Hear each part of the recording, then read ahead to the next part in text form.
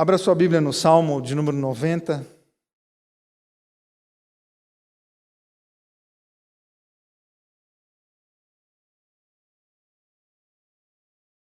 Eu vou falar, na verdade, nos versículos 5 e 6, mas eu vou ler desde o versículo 1.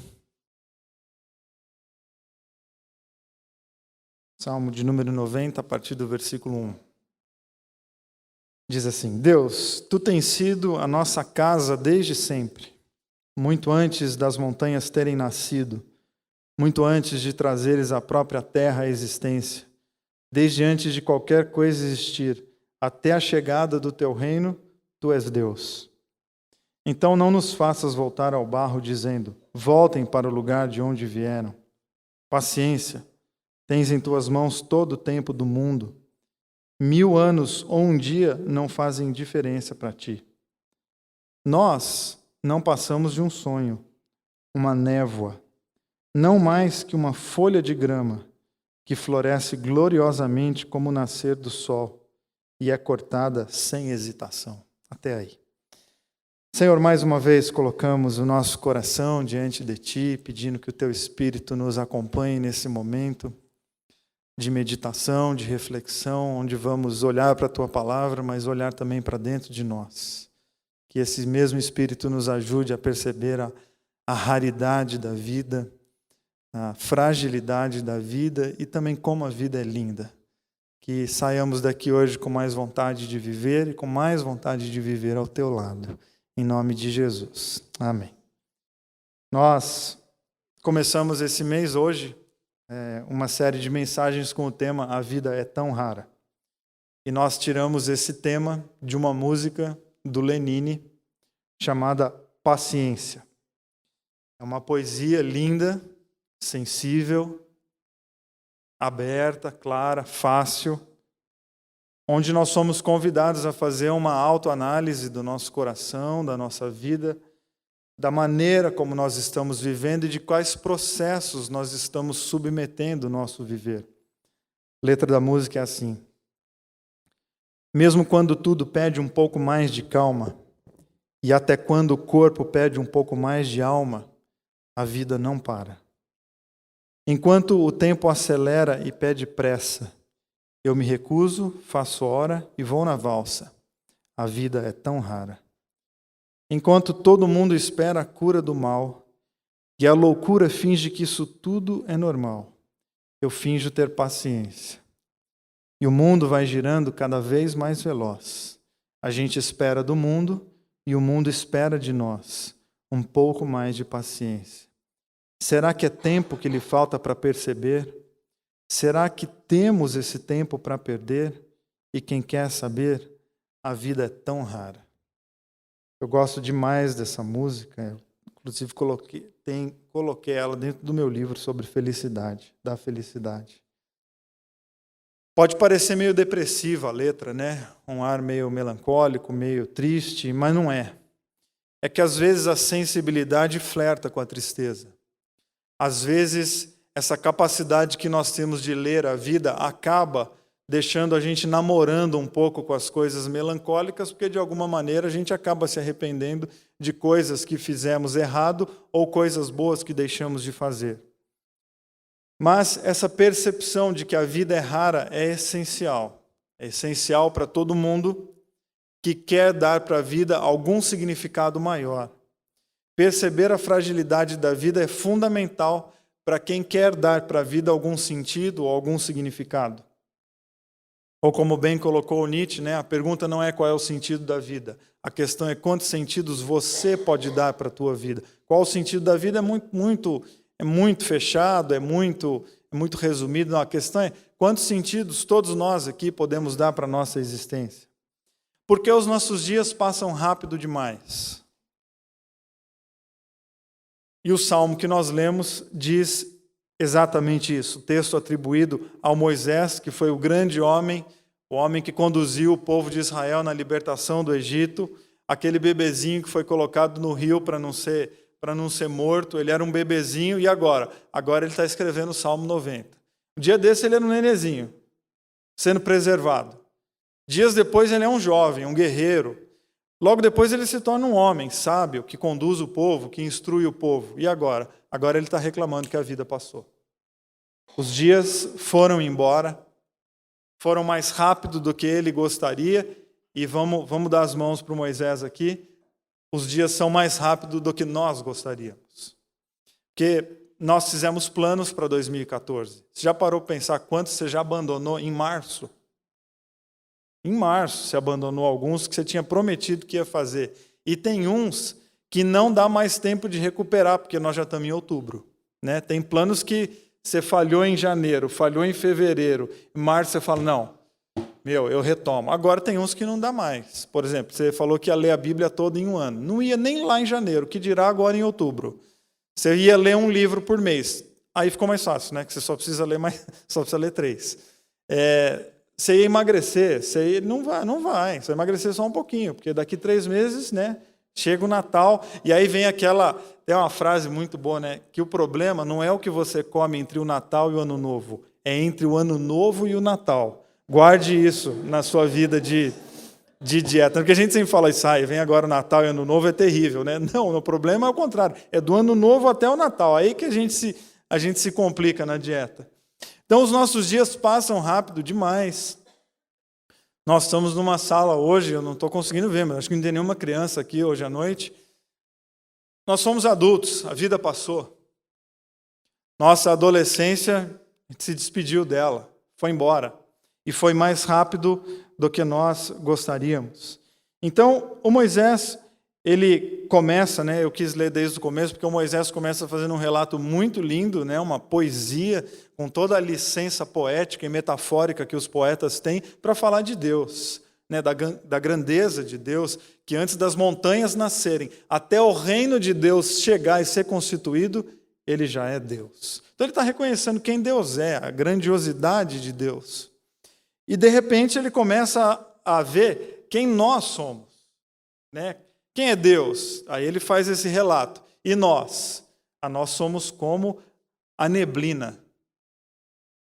Nós somos como um sonho, que a gente sonha, né, à noite e acorda. Acabou, passou o sonho. A noite passou, acabou o sonho. Nós somos como a grama que cresce, mas vem alguém lá, passa o cortador de grama nela e aí, acabou. Sim, passa. Então ele é muito lúcido, apesar de ele está poetizando, há também muita lucidez na poesia, muito pé no chão, de não ficar tratando a vida como a eternidade toda, e, poxa, que bom, né? Eu morro, mas depois eu continuo. Não, a vida acaba, a gente morre, e a gente precisa prestar atenção, porque nós somos como a neblina. Quem acorda muito cedo aqui vê a neblina está lá tomando conta de tudo. Ela não aguenta com os primeiros raios de sol. Ela vai embora. Ela passa. Ela não tem força para resistir, para encarar os raios do sol. Então, poeticamente, ele relatou quem todos nós somos. Né? Nós todos nos encontramos no Salmo 90 do Moisés, tendo em vista, olhando sob a perspectiva da fragilidade, da raridade da vida, de como somos efêmeros, de como passamos, de como os nossos dias vão rápido. Então, tendo em vista isso, eu quero pontuar 2 coisas com vocês hoje à noite. Uma delas, você que frequenta muito a quinta-feira, eu já falei a frase, acho que em algumas pregações minhas. Hoje, até quando eu pus a frase, falei, vou inventar outra frase. Falei, não vou, porque tem gente que não ouviu e quem já ouviu esqueceu, então eu vou usar a mesma.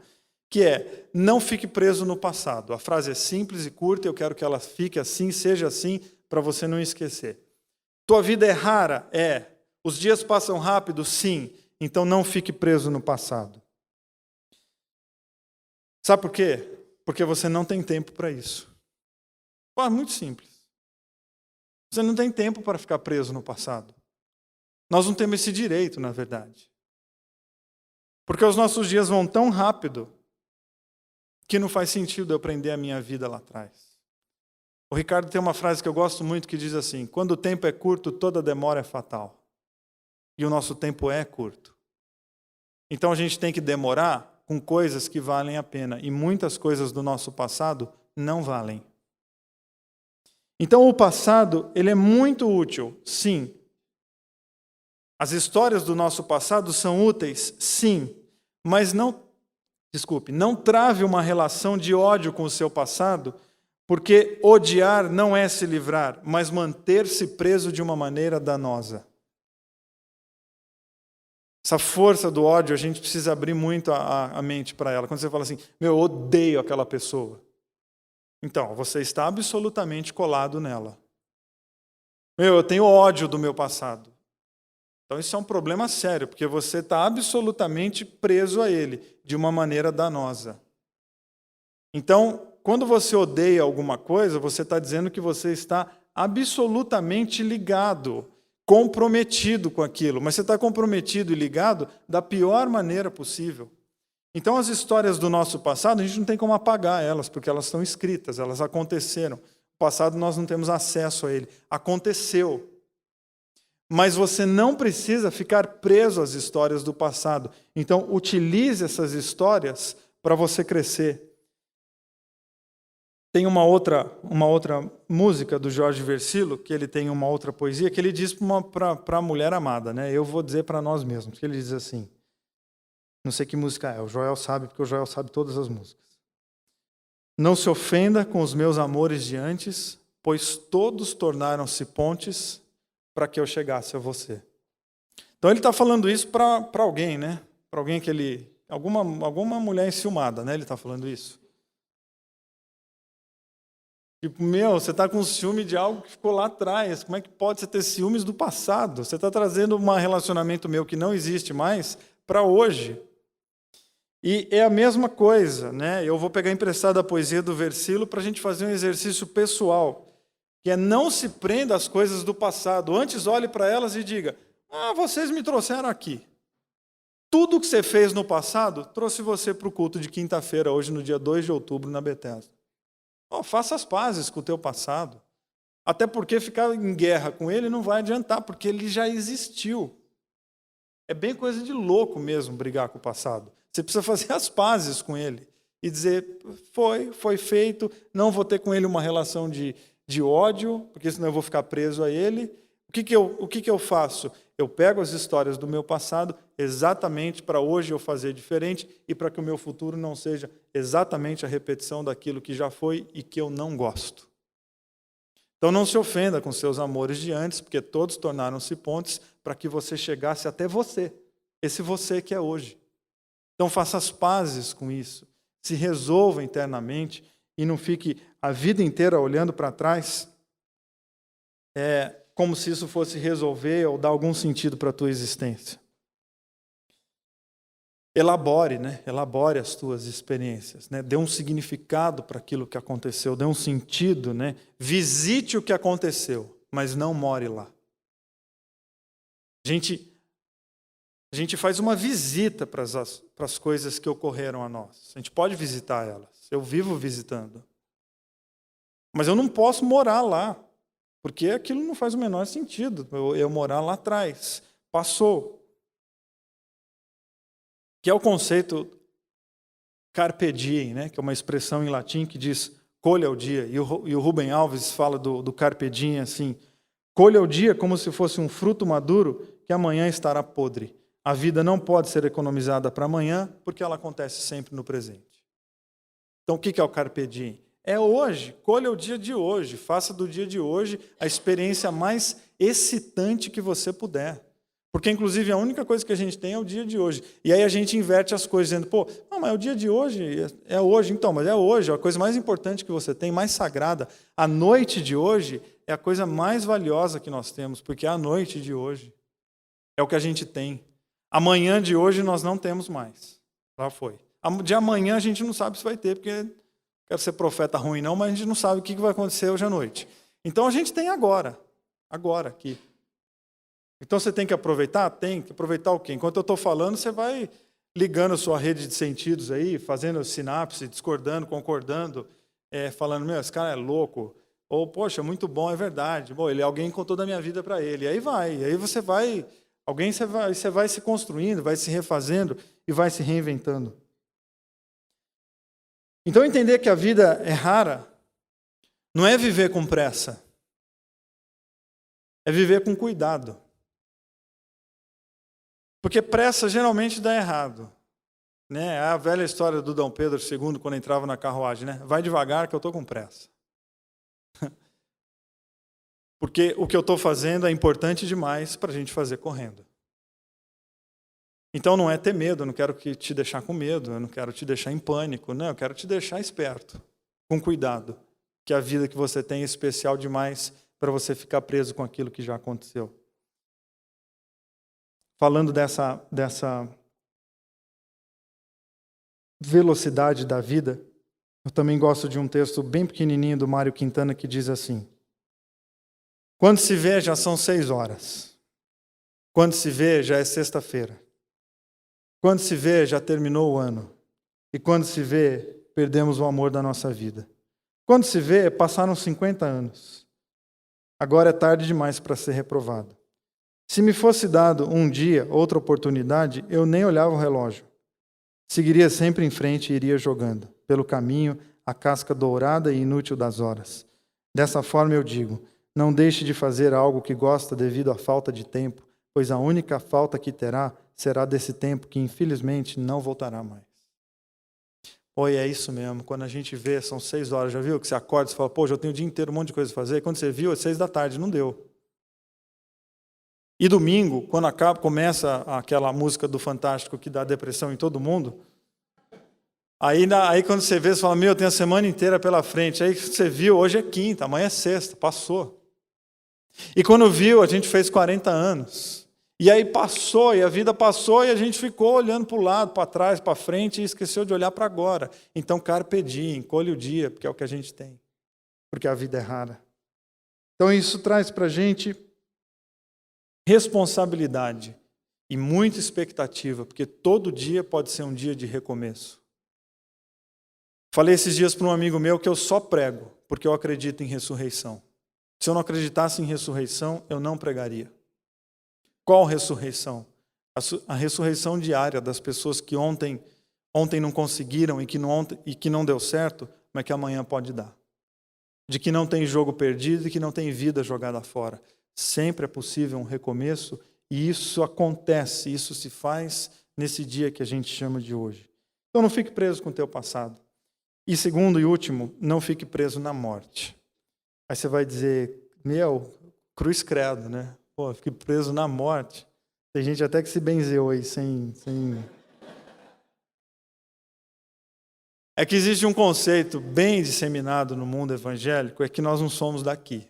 Você que é mais antigo em igreja já ouviu isso aí. Nós não somos daqui. Né? Eu cresci ouvindo, inclusive, que nós somos forasteiros. E que conversa é essa? Nós não somos daqui, nós somos da onde? Nós somos daqui, a gente está aqui. Se nós não somos daqui, está errado, porque a gente está aqui, né?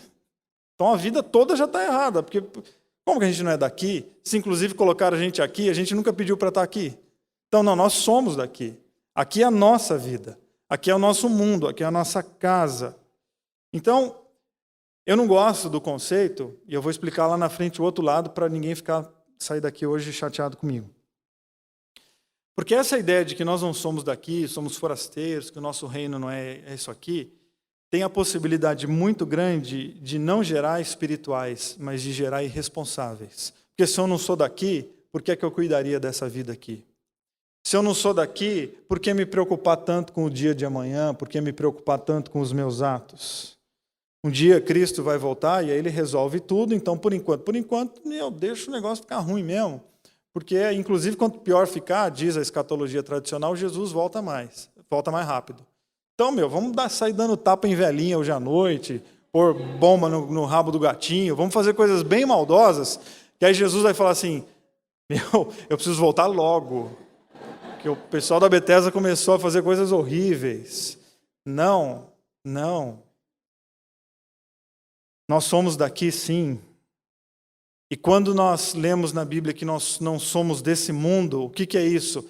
Nós, enquanto cristãos, não podemos nos sujeitar a um jeito de viver que mata. E nós chamamos isso de um jeito mundano de viver. Então eu não sou desse mundo? Não, eu não sou desse mundo de estupro. Eu não sou desse mundo, eu sou contra.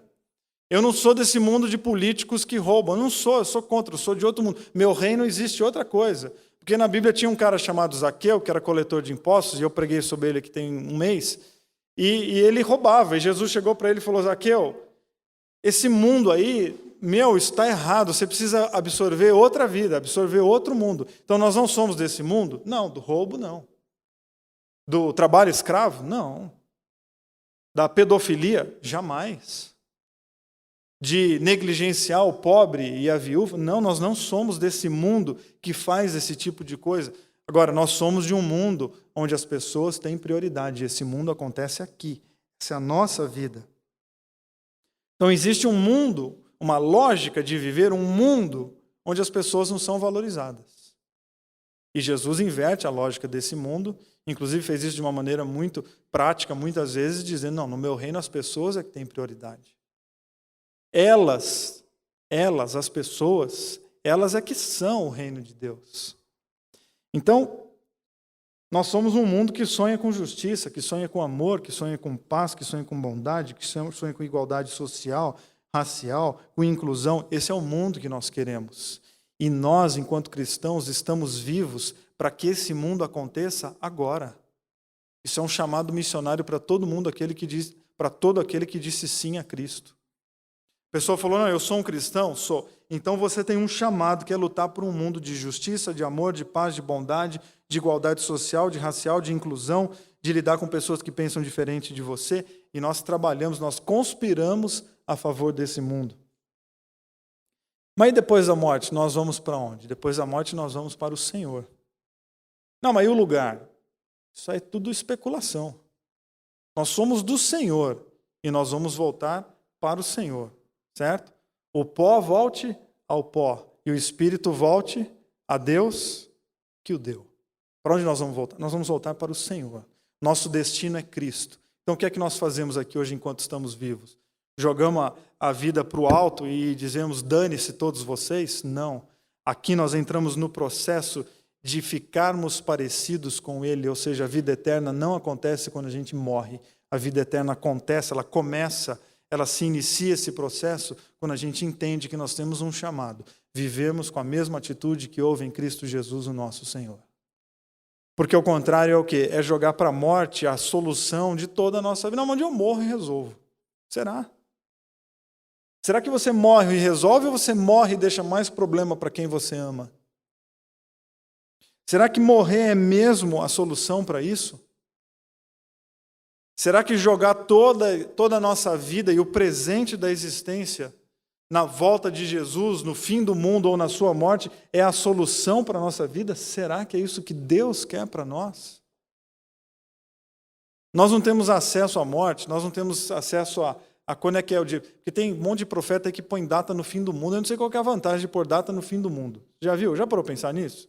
Porque assim, se ele acertar, ele não fica famoso, porque o mundo vai acabar. E se ele errar, ele cai em descrédito, porque o mundo não acabou e vai todo mundo descobrir que ele errou. Mas é impressionante o desejo das pessoas de querer falar quando é que Jesus vai voltar, que o mundo vai acabar. Ia ser em 2012, né? Que era 21/12, 2012, não tem uma parada assim? Não foi. Ia ser no ano 2000, não foi. E saber quando é que nós vamos morrer? Nós não sabemos quando nós vamos morrer. Ou seja, nós não temos como cuidar da morte, nós só temos como cuidar da vida. Por isso a vida é rara, então cuide dela.